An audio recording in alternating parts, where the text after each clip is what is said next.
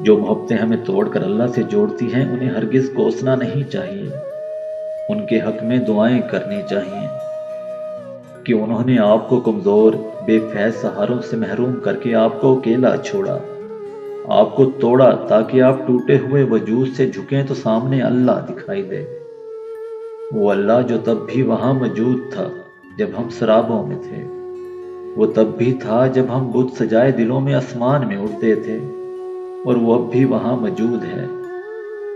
جب ہم ٹوٹے پروں سے زمین پر گر کر چکنا چور ہو گئے ہیں۔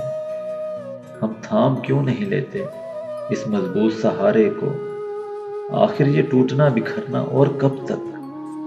مگر نہیں، ہم ذرا سے سنبھلتے ہیں